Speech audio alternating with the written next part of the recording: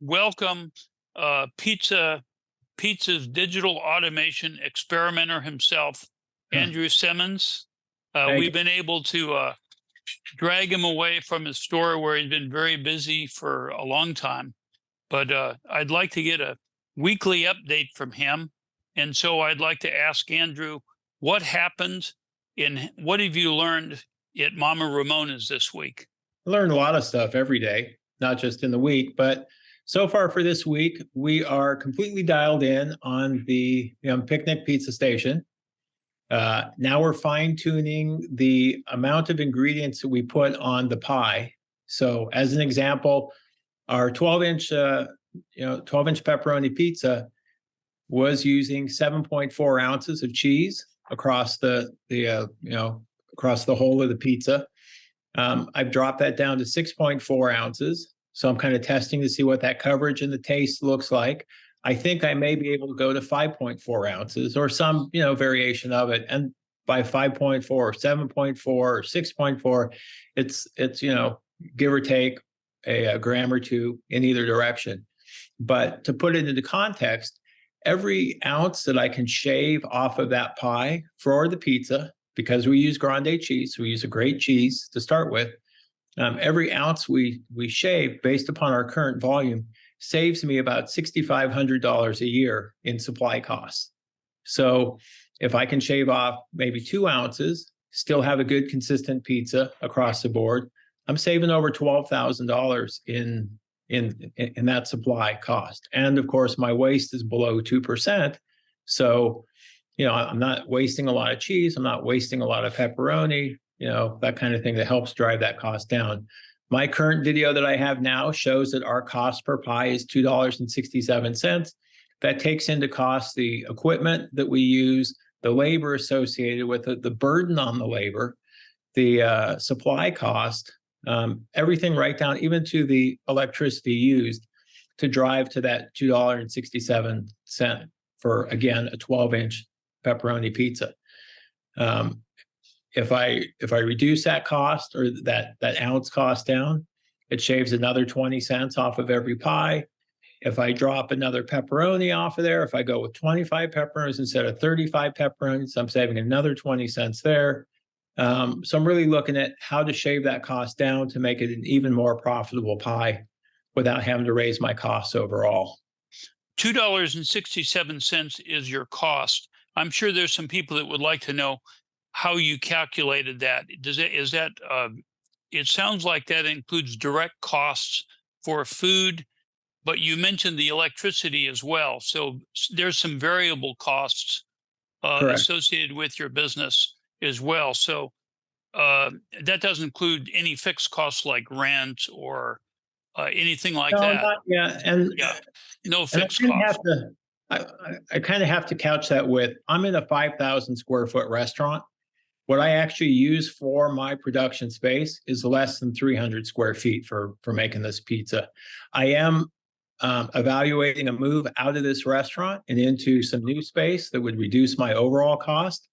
Overall, I spend about $5,000 a month for rent for a 5,000 square foot building, which, as you know, is located a block off of Main Street in my community. So the locals know who I am, but the people passing through, going to the desert, going to the mountains, don't know who I am because they drive right past. There's no on main signage. So one of the places that we're looking at is sitting on Main Street in a strip mall next to a major grocery. So I'm evaluating moving the location over to there. We don't do that much dine-in, so it's not like I need actual dine-in for where we're at. I'm looking at how many people are passing through. We'll go into that parking lot instead, buy some groceries, buy some pizza, head back out, and of course all of my local business as well. The rent drops to about $2,700 a month from $5,000. And my labor footprint that I need drops substantially as well. I can run 2 people a day from 11 o'clock in the morning until 9 o'clock at night with the automation, and probably shave another 40% off of our overall labor footprint. Mm-hmm. So let me ask you, going back to that question that I asked before, let me ask it in a little different way. The 267 uh, for your pizza, would that change if you were selling half as many? Would that change as half as many? No, because it Okay. doesn't include the rent component. Okay. So 267, if you doubled your sales, the pizza would still be 267? In theory, yes. Okay, Now, okay. So I just wanted that gives us an idea of what these are the direct costs associated with that, given given your labor though. Uh, correct. Correct. So, right. but Okay. some things could change. Like every week, Yeah. my cost for grande cheese fluctuates.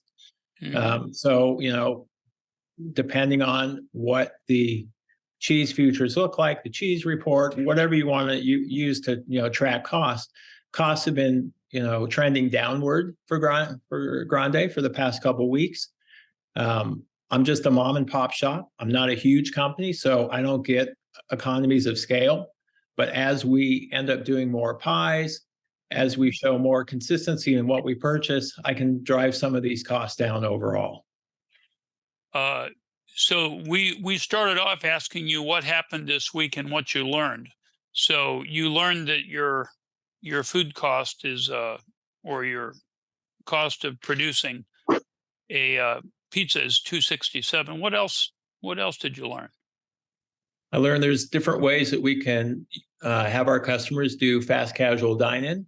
So we implemented a new tech stack called Me and You. It's ME and then the ampersand U to find them on the web. It is QR code based, but it doesn't require any kind of phone number registration or email registration to get the process started. They can place their order. We did a great photo shoot with them. They have some really kind of nifty QR code slash beacons that go onto the table that have kind of a raised surface. So it's not so much a card printed or a sheet of paper that you have to scan. It's actually part of the table itself now. We've had very good responses from our customers that are using it. Nice. That's a nice upsell, like a nice built-in AI upsell component to it. So if you buy this particular pasta, we recommend this type of beer, this type of wine, this appetizer to go with it, and that's increased some of our overall, um, revenue um, on orders that come through dine-in. So Mhm. but again, these are orders that are being ordered at the table. We're bringing the food out to them. There are no servers involved anymore, so staff kind of steps up and helps. So we call it, more like a fast casual hybrid type of model. So the momentum's growing on your audience. Your audience is building. What kind of week did you have in terms of your audience checking in Uh, on your progress? so we had I'd say probably more than 90,000 folks check in this last week on our last post. My last post I did. The audience is definitely growing. We're getting a lot more international interest as well. There's a lot of interest around this particular piece of equipment from Picnic. So Mhm. a lot of people are looking to see how they could, possibly add it into their own workflow that they do. Okay, so that's pretty much uh, pretty much your week. That's pretty much my week. I mean, Okay, pretty uneventful, but eventful at the same time. And of okay. course, Well, you're yeah. I love to play with the equipment, play with the ingredients, see how I can drive those costs down. But again, not at the expense of the ingredients and not at the expense of the quality or the taste. So, Yeah. how can I make it so that I'm using less product, but still maintaining that taste? And um, because it's so automated in that regard, I guarantee that I'm always going to use that amount of sauce, or that amount of cheese, which gives me a very fixed cost that I can grow from versus somebody with big hands versus someone with small hands. Right. Right. Yeah. So this is really a moment to be listening for response from your customers because really in the whole history of this business, you've never had the consistency that you've got right now. Sure. So Which that's would be the same for yeah. most places that also do pizza. So every order that goes out, we send out with them a small flyer from Ovation. So we use Ovation to track our customer responses, our reviews, and what they think. So far, we've had a pretty good response. Of course, not everybody responds, but we're trying to make it as easy as possible for them to let us know, how was your experience? How was your food? Was there anything we could have done better? Was there something we did worse that we can improve upon? But overall, our feedback from everybody has been very positive. Hmm. Okay. Let me ask you this. Next week, Salt Lake City, the RMDA is going to happen again. Is the president? Will you be giving a presentation, or what part do I need to catch if you're going to be giving a speech? I want to make sure I catch that.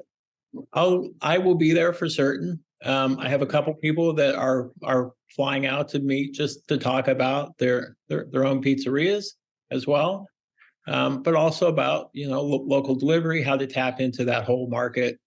So there'll be a lot of interesting speeches going on. We also have some other great speakers like Dennis Wu, Sean Wildchaff, um, a lot of people in the restaurant industry that want to show you how to make money, how to promote your restaurant, how to be successful at what you do. So the RMDA conference is something you definitely want to make time to come. Mm. And it's one of the few conferences where the RMDA subsidizes most of the cost of that admission. So instead of paying $800, $1,000 to go to a conference, it's literally just $150 to you if you're a member of the RMDA. Just another thing I would like our readers, our audience to know, is that if you're interested in creating a restaurant delivery service, you may not have thought about it, but the RMDA is the place to learn about how to get into the business. Uh, Absolutely. and I think the pizza industry, since we've always been so related to delivery, that there are a lot of candidates in the pizza area that this would fit their model. Uh, you, for example, you're a pizza operator that uses your own delivery service, so you're your first customer, and then you're already doing this delivery, so you Right. you can deliver to for other people as well, and Right. Exactly. so it just seems like a real natural thing, and I'm excited about the RMDA. I wish I would have known about you guys a few years ago, but nonetheless, we know about you now. And I would welcome. I hope to see a lot of people from the pizza realm there, and come by and say hey. Absolutely.